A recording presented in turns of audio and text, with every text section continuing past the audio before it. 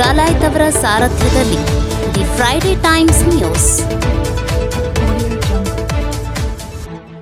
Upalokayukta KN Phanindra ಅವರು ಜಿಲ್ಲಾ ಆಸ್ಪತ್ರೆಗೆ ದಿಢೀರ್ ಭೇಟಿ ಪರಿಶೀಲನೆ.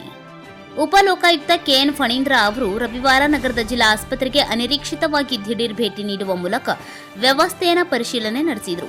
ಸಾಮಾನ್ಯ ಮಹಿಳೆಯರ ಹಾಗೂ ಪುರುಷರ ವಾರ್ಡ್ಗೆ ಭೇಟಿ ನೀಡಿ ಒಳರೋಗಿಗಳನ್ನು ಉಪಲೋಕಾಯುಕ್ತರು ಆರೋಗ್ಯ ವಿಚಾರಿಸಿದರು ಹಾಗೂ ಜಿಲ್ಲಾ ಆಸ್ಪತ್ರೆಯಲ್ಲಿ ಚಿಕಿತ್ಸೆ ನೀಡಲು ಹಾಗೂ ಔಷಧಿ ಪಡೆಯಲು ಆಸ್ಪತ್ರೆ ನೌಕರರು ಹಣ ಪಡೆಯುತ್ತಾರೆಯೇ ಎಂಬುದನ್ನು ಚಿಕಿತ್ಸೆಗೆ ದಾಖಲಾದ ಒಳರೋಗಿಗಳನ್ನು ವಿಚಾರಿಸಿದರು. ಆಸ್ಪತ್ರೆಯ ಪ್ರತಿ ಹಂತದ ವಾರ್ಡ್ಗಳಲ್ಲಿಯೂ ಇರುವ ರೋಗಿ ಮತ್ತು ಅವರ ಸಂಬಂಧಿಕರ ಆರೋಗ್ಯ ವಿಚಾರಿಸುತ್ತಾ ಆಸ್ಪತ್ರೆ ಉತ್ತಮ ಚಿಕಿತ್ಸೆ ಒದಗಿಸುತ್ತಿರುವ ಬಗ್ಗೆ ಮಾಹಿತಿ ಶೇಖರಿಸಿದರು. ಈ ವೇಳೆ ಚಿಕಿತ್ಸೆಗೆ ಆಗಮಿಸಿದ ರೋಗಿಯ ಸಂಬಂಧಿಕನೊಬ್ಬ ಮಾತನಾಡಿ, ಆಸ್ಪತ್ರೆಗೆ ದಾಖಲಾಗಲು ಆಗಮಿಸುವ ರೋಗಿಗಳು ಮೇಲ್ಮಹಡಿಗೆ ಆಗಮಿಸಲು ಸಮಸ್ಯೆಯಾಗುತ್ತಿದೆ. ಈಗಿರುವ ವೀಲ್ ಚೇರ್ಗಳ ಸಂಖ್ಯೆ ಕಡಿಮೆ ಇದ್ದು ಜಿಲ್ಲಾ ಆಸ್ಪತ್ರೆಗೆ ಆಗಮಿಸುವ ರೋಗಿಗಳ ಸಂಖ್ಯೆ ಅಧಿಕವಾಗಿದ್ದು ವೀಲ್ ಚೇರ್ಗಳ ಸಂಖ್ಯೆಯನ್ನು ಜಾಸ್ತಿ ಮಾಡಲು ಮನವಿ ಮಾಡಿದರು. ಇದಕ್ಕೆ ಪ್ರತಿಕ್ರಿಯಿಸಿದ ಉಪಲೋಕಾಯುಕ್ತ ಕೆಎನ್ ಫಣೀಂದ್ರ ಅವರು ತಕ್ಷಣ ಆಸ್ಪತ್ರೆಯ ಮುಖ್ಯಸ್ಥರು ರೋಗಿಗಳಿಗೆ ಮೇಲ್ಮಹಡಿಗೆ ತೆರಳಲು ಸೂಕ್ತ ವ್ಯವಸ್ಥೆ ಕಲ್ಪಿಸಲು ಸೂಚನೆ ನೀಡಿದರು. ಲೋಕಾಯುಕ್ತ ತಂಡದ ಇನ್ನಿತರ ಸದಸ್ಯರು ಜಿಲ್ಲಾ ಆಸ್ಪತ್ರೆಯ ವಿವಿಧ ಭಾಗಗಳಿಗೆ ಭೇಟಿ ನೀಡಿ ವಾಸ್ತವ ಸ್ಥಿತಿಯ ಕುರಿತು ಉಪಲೋಕಾಯುಕ್ತರಿಗೆ ವರದಿ ನೀಡಿದರು. ಅವರ ವರದಿ ಆಧಾರದ ಮೇಲೆ ಜಿಎಂಸಿ ನಿರ್ದೇಶಕ ಬಸವರಾಜ ಬೊಮ್ಮನಹಳ್ಳಿ ಅವರಿಗೆ ಆಸ್ಪತ್ರೆಯ ಮೆಡಿಕಲ್ ವೇಸ್ಟ್ ನಿರ್ವಹಣೆಯನ್ನು ಸರಿಯಾಗಿ ನಿರ್ವಹಿಸಬೇಕು, ವಾರ್ಡ್ವಾರು ಕಸ ನಿರ್ವಹಣೆ ಹಾಗೂ ಮೆಡಿಕಲ್ ವೇಸ್ಟ್ ಅನ್ನು ಪ್ರತ್ಯೇಕವಾಗಿ ವಿಲೇವಾರಿ ಮಾಡಲು ನಿರ್ದೇಶಿಸಿದರು. ಆಸ್ಪತ್ರೆಯ ಕೆಲವು ಶೌಚಾಲಯಗಳ ನಿರ್ವಹಣೆ ಕಳಪೆಯಾಗಿದ್ದು ಸರಿಯಾಗಿ ನಿರ್ವಹಿಸಬೇಕು ಹಾಗೂ ಇಡೀ ಜಿಲ್ಲಾಸ್ಪತ್ರೆಯ ಸ್ವಚ್ಛತೆ ಹಾಗೂ ಉತ್ತಮ ಚಿಕಿತ್ಸೆಗೆ ಆದ್ಯತೆ ವಹಿಸಬೇಕು ಎಂದು ತಿಳಿಸಿದರು.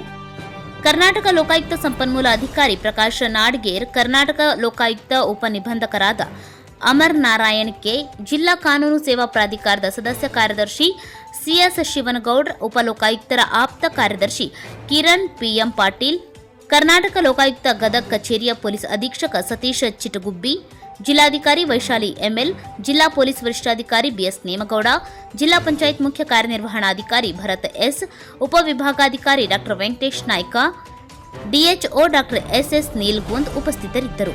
2 ಗಂಟೆ ಕಾಲ ನಾವು ಹಾಸ್ಪಿಟಲ್ನ ವಿಸಿಟ್ ಮಾಡಿದ್ದೀವಿ. ಸುಮಾರು ಕೆಲವು ನ್ಯೂನತೆಗಳನ್ನು ಕಂಡುಬಂತು. ಕೆಲವು ವಾಶ್ರೂಮ್ಗಳು ಕ್ಲೀನ್ ಇಲ್ಲ, ಆಮೇಲೆ ಲ್ಯಾಬೊರೇಟರೀಸ್ ಎಲ್ಲ ಓಪನ್ ಇರೋದು, ಆಮೇಲೆ ಕೆಟ್ಟಿರೋದು ಕಂಡುಬಂತು 1 or 2. ಆಮೇಲೆ ನಮ್ಮ ಸ್ನೇಹಿತರು ಕೂಡ ಬೇರೆ ಬೇರೆ ವಿಭಾಗಕ್ಕೆಲ್ಲ ಭೇಟಿ ಮಾಡಿದಾಗ ಅಲ್ಲೂ ಕೂಡ ನೀರಿನ ವ್ಯವಸ್ಥೆ ಸ್ವಲ್ಪ ಸರಿ ಇಲ್ಲ, ಟ್ಯಾಪ್ಗಳಿಲ್ಲ ನಲ್ಲಿಗೆ ಕೆಲವಕ್ಕೆ, ಆಮೇಲೆ ಆ ಡಸ್ಟ್ಬಿನ್ಗಳಿಟ್ಟಿರೋದು ಅದು ಸ್ವಲ್ಪ ಕ್ಲೀನ್ ಇಲ್ಲ, ಆಮೇಲೆ ಸುತ್ತ ಏನು ಇದೆ ಅಲ್ಲೆಲ್ಲ ಬಯೋ ವೇಸ್ಟ್ ಎಲ್ಲನೂ ಹಾಕಿದ್ದಾರೆ, ಕಸನೂ ಸ್ವಲ್ಪ ಹಾಕಿದ್ದಾರೆ. ಅದು ಬಿಟ್ಟರೆ ಮೆಕ್ಕಿದ್ದು ಟ್ರೀಟ್ಮೆಂಟ್ ವಿಚಾರವಾಗಿ ಯಾವುದೇ ಪೇಷಂಟ್ಸಿಂದ ಏನೂ ಕಂಪ್ಲೇಂಟ್ ಏನೂ ಇಲ್ಲ. ಅಂದರೆ ಕಾರ್ಡ್ ಇರೋರಿಗೆ ಎಲ್ಲರಿಗೂ ಫ್ರೀ ಟ್ರೀಟ್ಮೆಂಟನ್ನು ಕೂಡ ಕೊಡ್ತಾ ಇದ್ದಾರೆ. ಕಂಪ್ಲೇಂಟ್ಸು ಇವರಿಂದ ಏನೂ ಇಲ್ಲ. ಬಹುಶಃ ನನಗೆ ಗೊತ್ತಿಲ್ಲ, ನಾನು ಬರ್ತೀನಿ ಅಂತಂದು ಅವರೆಲ್ಲರೂ ಟ್ಯೂಟರ್ ಆಗಿದ್ದರು ಅಥವಾ ಹೇಳಿಸಿರೋದು ಗೊತ್ತಿಲ್ಲ, ಅದು ನಮಗೆ ಗೊತ್ತಾಗಲ್ಲ. ಅದನ್ನು ಸರ್ಪ್ರೈಸ್ ವಿಸಿಟ್ ಕೊಟ್ಟರೆ ಬಹುಶಃ ಗೊತ್ತಾಗುತ್ತೆ. ಬೇರೆಯವರು ನಮ್ಮ ಡಿಸ್ಗೈಸ್ ಆಗಿ ಬರಬೇಕು. ಅಂದರೆ ನಾವು ಈ ಸೂಟು ಬೂಟು ಎಲ್ಲ ಹಾಕ್ಕೊಂಡು ಬಂದರೆ ಜನ ಹೇಳಲ್ಲ, ಆಮೇಲೆ ಡಾಕ್ಟರ್ಸು ಜೊತೆಗೆ ಬಂದರೆ ಅವರೆಲ್ಲ ಹೇಳೋದಿಲ್ಲ. ಆ ಥರ ಇದೆಯೋ ಇಲ್ವೋ ಗೊತ್ತಿಲ್ಲ ಅದನ್ನು. ಆದರೆ ನಾನು ವಿಚಾರಣೆ ಮಾಡಿದಾಗ ಸುಮಾರು ಜನಗಳ ಡಾಕ್ಟರ್ಸ್ನೂ ಕೂಡ ಕೆಲವು ವಾರ್ಡಿಂದ ಹೊರಗಡೆಗಿಟ್ಟು ನಾವು DC ಅವರು ಅಷ್ಟೇ ಜನ ಒಳಗಡೆ ಹೋಗಿ ಸುಮಾರು ಜನನ ವಿಚಾರಣೆ ಮಾಡಿದ್ವಿ. ಅಲ್ಲಿ ಯಾವುದೇ ಅಲಿಗೇಷನ್ ಏನು ಮಾಡಲಿಲ್ಲ. ದುಡ್ಡು ಕೇಳ್ತಾರೆ ಡಾಕ್ಟ್ರುಗಳು ಅಂತನಾರಾಗಲಿ ಅಥವಾ ಬೇರೆ ಕಡೆಯಿಂದ ಔಷಧಿ ಮಾತ್ರೆಗಳು ಅವನ್ನೆಲ್ಲ ತರಿಸ್ತಾರೆ ಅಂತಂದಾಗಲಿ ಅವ್ರು ಯಾರ್ದೂ ಕಂಪ್ಲೇಂಟನ್ನು ಕಾಣಲಿಲ್ಲ. ಆದರೂ ನಾನು ಏನೇನು ತಪ್ಪುಗಳು ಆಗಿದೆ ಇವಾಗ ಕಂಡು ಬಂದಿದೆ ಅನ್ನೋದ್ರ ಬಗ್ಗೆ ಡೈರೆಕ್ಟ್ರಿಗೆ ಹೇಳಿದ್ದೀನಿ. ಇಮಿಡಿಯೇಟಾಗಿ ಅದನ್ನೆಲ್ಲ ಅಟೆಂಡ್ ಮಾಡಿ ನಮಗೆ ರಿಪೋರ್ಟ್ ಕಳಿಸ್ಬೇಕು. ಇಲ್ಲ ಅಂತಂದರೆ ನಾವು ಕೇಸು ರಿಜಿಸ್ಟರ್ ಮಾಡ್ಕೊಳ್ಬೇಕಾಗುತ್ತೆ, ಅವ್ರ ಮೇಲೆ ಕ್ರಮ ತಗೋಬೇಕಾಗುತ್ತೆ ಅಂತಲೂ ಹೇಳಿದ್ದೀನಿ. ಅವರು ಕೂಡ ಅಶ್ಯೂರೆನ್ಸ್ ಕೊಟ್ಟಿದ್ದಾರೆ, ಎಲ್ಲ ನಾನು ಇದ್ಮೇಲೆ ಕ್ರಮ ತಗೋತೀನಿ ಅಂತಂದು. ಕೆಲವರು ಬಡವರು ಇದ್ದರು, ಅವ್ರಿಗೆ ಫ್ರೀ ಟ್ರೀಟ್ಮೆಂಟು ಕೊಡೋದಕ್ಕೆ ಹೇಳಿದೆ. ಅವ್ರ ಹತ್ರ ಪಾಪ ಬಡವರು ಕಾರ್ಡ್ ಇಲ್ಲ, ಕಾರ್ಡ್ ಮಾಡಿಸಿಲ್ಲ ಅಥವಾ ಕಳೆದೋಗಿದೆಯೋ ಏನಾಗಿದೆಯೋ ಅಂಥದಕ್ಕೆ ಅವರು ಪರ್ಸ್ನಲ್ಲಾಗಿ ವಿಸಿಟ್ ಮಾಡಬೇಕು, ಅಂಥವ್ರನ್ನ ನೋಡಬೇಕು, ವಿಚಾರ ಮಾಡಬೇಕು, ಒಂದು ಹ್ಯೂಮನ್ ರಿಲೇಷನ್ಶಿಪ್ ಬೆಳಿಬೇಕು. ಅದನ್ನು ನೋಡಿ ಅಂಥವ್ರಿಗೆ ಆಗದರೆಲ್ಲ ಒಂದು ಸರ್ಟಿಫಿಕೇಟ್ ಇವರೇ ಇಶ್ಯೂ ಮಾಡಿ ಟ್ರೀಟ್ಮೆಂಟನ್ನು ಮಾಡೋದಕ್ಕೆ ಅವಕಾಶ ಇದೆ. ಡೈರೆಕ್ಟ್ರಿಗೆ ಡಿಸ್ಕ್ರಿಷನ್ ಇರುತ್ತೆ, ಅದನ್ನು ನೋಡಿ ಅವರು ಮಾಡಬೇಕಷ್ಟೆ. ಇಷ್ಟು ಸಣ್ಣ ಪುಟ್ಟ ನ್ಯೂನತೆ ಇದೆ. ನಿಮಗೇನಾದ್ರು ಕಂಡು ಬಂದರೆ ನೀವು ನಮಗೆ ಕಳಿಸಿ, ಖಂಡಿತ. ಈಗಿಲ್ಲ ಒಳಗಡೆ ಯಾರು ಕುಡಿಯೋ ನೀರಿನ ಸಮಸ್ಯೆ ಹೇಳಲಿಲ್ಲ. ಬರಗಾಲದಿಂದ ಸರ್ಫೇಸ್ ವಾಟರ್ ಫುಲ್ ಬಂದಾಗಿತ್ತು, ಟ್ಯಾಂಕರ್ ಮೂಲಕ ಇವರು ಸಪ್ಲೈ ಮಾಡ್ತಾರೆ. ಅಲ್ಲ ಬೋರ್ವೆಲ್ಸ್ ಗಿಲ್ವೆಲ್ಸ್ ಕೊಡಿಸ್ಬೋದಲ್ಲ, ಮಾಡಿಸಿ ಸಾಕಷ್ಟು ಬೋರ್ವೆಲ್ಗಳು ಕೊಡಿಸ್ಬೋದು. ಇಲ್ಲಿ ಬಹುಶಃ ಬೋರ್ವೆಲ್ಗೆ ನೀರು ಸಿಕ್ಕುತ್ತೆ ನಿಮ್ಮ ಗದಗಿನಲ್ಲಿ ಸಾಕಷ್ಟು. ಸುತ್ತಮುತ್ತ ಎಲ್ಲನೂ ನಾನು ನೋಡ್ಕೊಂಡು ಬಂದೆ, ಎಲ್ಲ ವೆಟ್ಟಾಗಿದೆ ಭೂಮಿ ಎಲ್ಲ ಅಂತ, ಇದ್ರದ್ದು ಒಣ ಭೂಮಿ ಕಾಣ್ತಿಲ್ಲ, ಎಲ್ಲ ಕಡೆ ಹಸಿರು ಕಾಣುತ್ತೆ. ಅದಕ್ಕೋಸ್ಕರ ಅದಕ್ಕೂ ಕ್ರಮ ತಗೋಬೇಕು. ಬೋರ್ವೆಲ್ ಗಿಲ್ವೆಲ್ ಹಾಕಿ ನೀರು ತೆಗಿಯೋಕ್ಕೆ ಮಾಡಬೇಕು. ಅದು ನನ್ನ ಗಮನಕ್ಕೆ ಇಲ್ಲಿ ಬರಲಿಲ್ಲ. ಈಗ ಯಾರೂ ಆ ಥರ ಹೇಳಲಿಲ್ಲ. ಹಾಗೇನಾದ್ರು ಇದ್ದರೆ ನಾನು ಅದಕ್ಕೆ ನಿಮಗೂ ಹೇಳೋದು, ಹಾಗೇನಾದ್ರು ಇದ್ದರೆ ಯಾರು ಸ್ಪೆಸಿಫಿಕ್ಕಾಗಿ ಯಾರು ಮಾಡ್ತಾರೆ ಆ ಥರ, ಯಾರು ಬರೋದಿಲ್ಲ, ಅವ್ರ ಮೇಲೆ ನಮಗೊಂದು ನೀವು ಕಂಪ್ಲೇಂಟ್ ಲಾಡ್ಜ್ ಮಾಡಿದ್ರೆ ಬಹುಶಃ ಅದನ್ನು ನಾವು ಇನ್ವೆಸ್ಟಿಗೇಷನ್ ಮಾಡಿಸಿ ಸರ್ಪ್ರೈಸ್ ವಿಸಿಟ್ ಬೇರೆ ಥರ ಮಾಡ್ತೀವಿ ಖಂಡಿತ.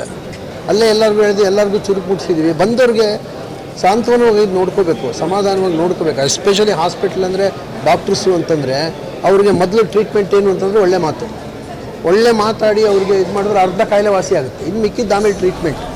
ಅದಕ್ಕೆ ಡಾಕ್ಟ್ರುಗಳು ಕೂಡ ಅದ್ರ ಬಗ್ಗೆ ಇವ್ರಿಗೆ ಹೇಳಿದ್ದೀನಿ, ಡೈರೆಕ್ಟ್ರಿಗೆ. ಹಾಗಾಗಿ ಅವ್ರಿಗೂ ಒಂದಾಗಿ ಸೇರಿಕೊಂಡು ವಿಚಾರ ವಿನಯ ಮಾಡಿಕೊಂಡು ಹೇಗೆ ನೋಡ್ಕೋಬೇಕು ಅಂತ ಅನ್ನೋದನ್ನು ಅವರೇ ತಿಳ್ಕೊಬೇಕು. ಯಾಕೆಂದರೆ ಅವರೇನು ಸಾಮಾನ್ಯವಾದ ಮನುಷ್ಯರಲ್ಲ, ಹೈಲಿ ಎಜುಕೇಟೆಡ್ ಇರ್ತಾರೆ ಡಾಕ್ಟರ್ಸು. ಅವರ ವೈದ್ಯರು ಮತ್ತು ಪೇಷಂಟ್ನ ಸಂಬಂಧಗಳೇನು ಅಂತ ನಮಗಿಂತ ಅವ್ರಿಗೆ ಚೆನ್ನಾಗಿ ಗೊತ್ತಿರುತ್ತೆ. ಆದರೂ ಕೂಡ ಕೆಲವೊಂದು ಸಣ್ಣ ಪುಟ್ಟದ್ದು ನಡೆಯುತ್ತೆ, ಏನು ಮಾಡೋಕ್ಕಾಗಲ್ಲ. ಅಂಥದ್ದು ಕಂಡು ಬಂದರೆ, ನಮ್ಮ ಗಮನಕ್ಕೆ ಬಂದರೆ ಅದ್ರ ಮೇಲೆ ಸೂಕ್ತ ಕ್ರಮ ತಗೋತಾರೆ. ಅಲ್ಲ, ನಗರಸಭೆಗೆ ಕೆಲವೊಂದು ಅವ್ರ ಜೂರಿಸ್ಡಿಕ್ಷನ್ ಇದ್ದರೆ ಅವ್ರು ಮಾಡ್ತಾರೆ. ಇಲ್ಲ ಇವರಿಗೆ ಬೇರೆ ಫಂಡ್ಸ್ ಅಲಾಟ್ ಆಗಿದ್ದು ಇವರೇ ಮಾಡಬೇಕು ಅಂತಂದರೆ ಅವ್ರವ್ರ ಇನ್ಸ್ಟಿಟ್ಯೂಷನ್ನವರು ಅವರೇ ಮಾಡ್ಕೋಬೇಕು. ಅವರು ಮುನ್ಸಿಪಾಲ್ಟಿಯವರು ಬರೋದಿಲ್ಲ. ಆದರೆ ಮುನ್ಸಿಪಾಲ್ಟಿಯವ್ರಿಗೊಂದು ಜನರಲ್ ರೆಸ್ಪಾನ್ಸಿಬಿಲಿಟಿ ಇರುತ್ತೆ. ಎಲ್ಲಿ ಏನೇನಾಗಿದೆ ಅಕಸ್ಮಾತ್ ಅವ್ರು ಮಾಡ್ಕೊಂಡಿದ್ರೆ ಯಾವಾಗಲೂ ಒಂದ್ಸಿದ್ದು 15 ದಿವಸಕ್ಕೋ ತಿಂಗಳಿಗೋ ಬಂದು ನೋಡಿ ಮಾಡ್ತಕ್ಕಂಥ ಕರ್ತವ್ಯನೂ ಇದೆ. ಯಾಕೆಂದರೆ ಊರಿನ ಒಂದು ನೈರ್ಮಲ್ಯ ಕಾಪಾಡೋದು ಅವ್ರ ಜವಾಬ್ದಾರಿ ಇರುತ್ತೆ. ಅವ್ರಿಗೂ ನಿನ್ನೆ ದಿವಸ ಕರೆದು ಕಮಿಷನರ್ಗೆ ಸೀರಿಯಸ್ ಆಗಿ ಹೇಳಿದೆ. ಎಲ್ಲ ಕಡೆ ನೀವು ನೋಡಿದರೆ ಗಜೇಂದ್ರಗಢದಲ್ಲಿ ಎಲ್ಲ ಬಸ್ ಸ್ಟ್ಯಾಂಡ್ ಎಲ್ಲನೂ ಹಾಳಾಗಿತ್ತು.